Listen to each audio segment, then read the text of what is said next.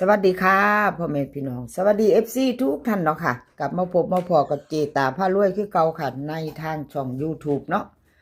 วันนี้เจตาก็จะวางแนวทางของเราพัฒนาค่ะเป็นมือวันจันทร์20:30ค่ะวันที่22เจอกันรุ่นต่อไปใหม่เห็นอยู่นี่ประวัติของดาดาพารวยค่ะดาดาพารวยคนสวยในช่อง603บนค่ะ46ล่างของเพิ่นเข่าอยู่ค่ะเด่น4ตัวเดียว2ตัวมา1ตัวไม่หลุดค่ะดาดาพารวยดาดาพารวยหลุดยากค่ะพี่น้องสายวิ่งสายหลุดมาทุกงวดดาดาพารวยเกือบจะทุกงวดเนาะหน่อยที่เพิ่นจะหลุดดาดาพารวย FC เพิ่นว่าจังใดได้ตามได้วิ่งได้หลุดน้ำเพิ่นบ่ค่ะกราบขอบคุญขอบคุณดาดาพารวยคนสวยในช่องหลายๆเด้อค่ะที่ให้แนวทางมาว่างทางช่องของเจตากราบขอบพระคุณเป็นอย่างสูงค่ะดาดาพารวยคนสวยในช่องคนสวยที่น่ารักด้วยเอามาเบิ่งใหม่ไปต่อมื้อแลง20:30ค่ะ20:30ดาดาพารวยเพิ่นให้มาแล้วค่ะน้อยๆเน้นๆจอ2หางคือเก่าค่ะดาดาพารวยเด่นค่ะเด่นให้มา8กับ9 2ตัว2หางเหมือนเดิม8901ค่ะ89980110 3ตัวค่ะ189 4ตัวค่ะของดาดา0189 4ตัวของเพิ่นน้อยๆเน้นค่ะดาดาพารวยคนสวยในช่อง FC ผู้มักหน่อยเนาะค่ะมักหน่อยจัดไปแคปหน้าจอค่ะเราไปต่อกับดาดาพารวยมื้อแลง20:30เล่าพัฒนาออกเนาะค่ะไปต่อกันกับคนสวยในช่องไปต่อแคปหน้าจอค่ะแคปหน้าจอเลขทุกตัวมาวางเพื่อเป็นแนวทางโปรดใช้วิจารณญาณในการรับชมเป็นอย่างสูงค่ะรับชมรับฟังเป็นเพียงแนวทางค่ะมีเข้ามีหลุดเนาะเป็นเพียงแนวทางแคปหน้าจอแล้วจะได้ไปต่อค่ะก็เป็นของไผเนาะคลิปนี้มี3เซียนดังค่ะ3เซียนดังซองสุวรรณแล้วก็ดาดาพารวยแต้วน้อยค่ะดาดาพารวยซองสุวรรณแต้วน้อยFC ตามของผู้ใดอยู่ไผอยู่ในใจไป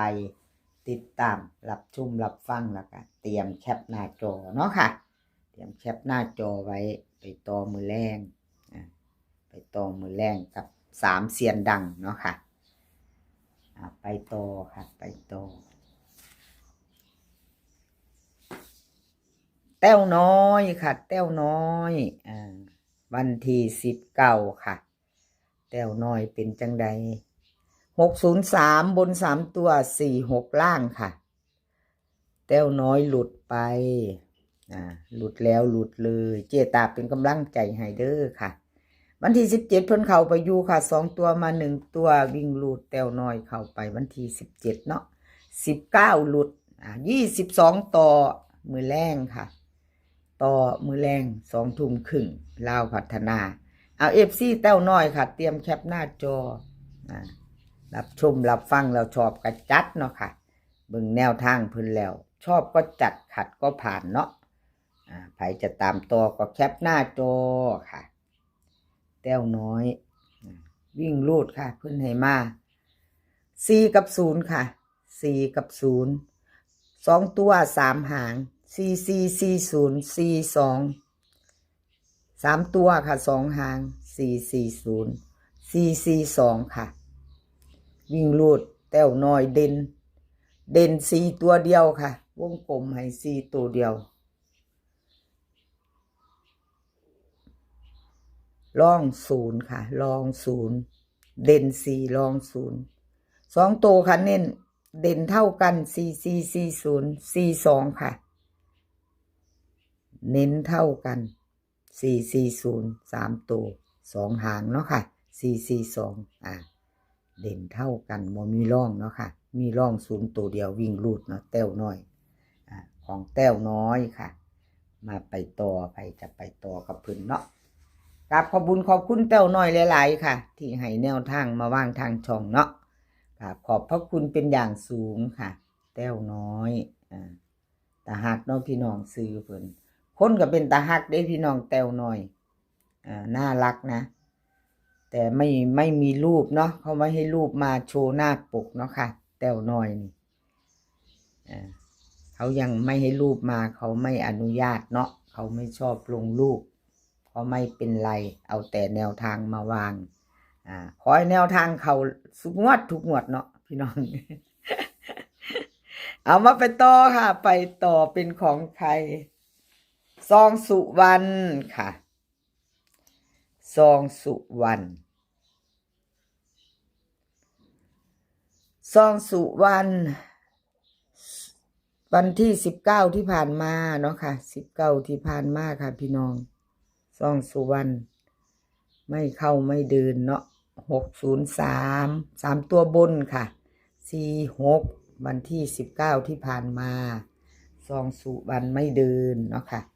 ขอโทษขออภัย FC แทนซองสุวรรณค่ะที่ของเพิ่นบ่เดินบ่เข้าเนาะขออภัยแทนเพิ่นมาไปต่อมือนี้มือใหม่แล้วค่ะไปใหม่ไปต่อกับซองสุวรรณวันใหม่ไปใหม่เนาะค่ะไปใหม่ไม่เป็นไรหลุดแล้วหลุดเลยมาไปต่อกัน FC ซองสุวรรณเนาะค่ะมาไปฟังไปเบิ่งน้ำกันแนวทางใหม่ของเพิ่นวัยรุ่นมือแรงค่ะวันที่22เนาะเป็นวันจันทร์ลาวพัฒนาของซองสุวรรณค่ะวิ่งลูดเพิ่นให้มา6กับ8 2ตัว4หางค่ะ2ตัว4หาง82 ค่ะเบิ้ล66 88 3ตัวค่ะ682 684 668ค่ะวิ่งลูดค่ะซ่องสุวรรณเพิ่นเด่นทอกันเด้อค่ะ FC ซ่องสุวรรณสายวิ่งสายลูดค่ะจับตามอง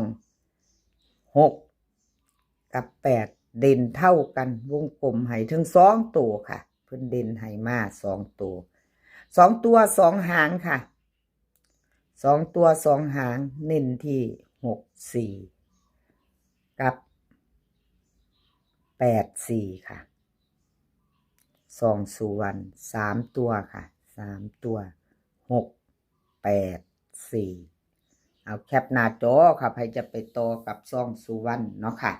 กราบขอบคุญขอบคุณซองสุวรรณหลายๆค่ะที่ให้แนวทางมาวางทางช่องเนาะกราบขอบพระคุณเป็นอย่างสูงค่ะซองสุวรรณเพิ่นก็ให้มาตลอดเนาะค่ะ FC ใหม่ค่ะหรือว่าจะเป็น FC เก่าเนาะค่ะกราบขอบคุญขอบคุณที่เข้ามารับชมรับฟังคลิปของเจตาแล้วก็แนวทางของเล่าพัฒนาเนาะค่ะคลิปนี้ถ้ามี FC ใหม่พึงผ่านเขาไม่เห็นครั้งแรกเนาะค่ะอาจจะผ่านมาพึงเป็นครั้งแรกยังบ่ทันกดติดตามเนาะค่ะก็ฝากกดติดตามไว้ค่ะกดติดตามแล้วก็อย่าลืมกดกระดิ่งแจ้งเตือนไว้เนาะค่ะกดกระดิ่งแจ้งเตือนจะได้ไม่พลาดคลิปใหม่ๆเวลาเจตาลงไปค่ะถ้าชอบเนาะถ้าชอบแนวทางเดียวกันค่ะพี่น้องถ้าชอบแนวทางเดียวกันชอบแนวทางชอบคลิปของเจตากะกดติดตามไว้เนาะค่ะชอบก็จัดขัดก็ผ่านเนาะถ้าชอบบ่ชอบก็ผ่านไปเนาะค่ะแล้วก็ฝากกับขอบคุญขอบคุณ FC เก่าค่ะผู้ที่เพิ่นเข้ามากดไลค์กดหัวใจกดแชร์ให้เข้ามาเป็นกำลังใจให้เจตาโดยดีเสมอมาเนาะค่ะบ่ว่าเลขจะเข้าจะหลุดเนาะเพิ่นก็เข้ามาให้กำลังแรงใจครับเจตามาให้กำลังใจค่ะเจตาเพิ่นว่าโอ้ยกราบงามๆขอบคุณหลายๆเด้อค่ะคลิปนี้ขอให้พี่น้องโชคดีกับเล่าพัฒนามื้อแรงค่ะขอโชคดีมีความสุขสุขภาพร่างกายแข็งแรงกันทุกคนเดินทางไปไสก็ขอให้ปลอดภัยค่ะเดินทางไปขอให้มีโชคกลับมาขอให้มีชัยค่ะคลิปหน้าพ่อกันไหมค่ะคลิปนี้ก็สวัสดีค่ะ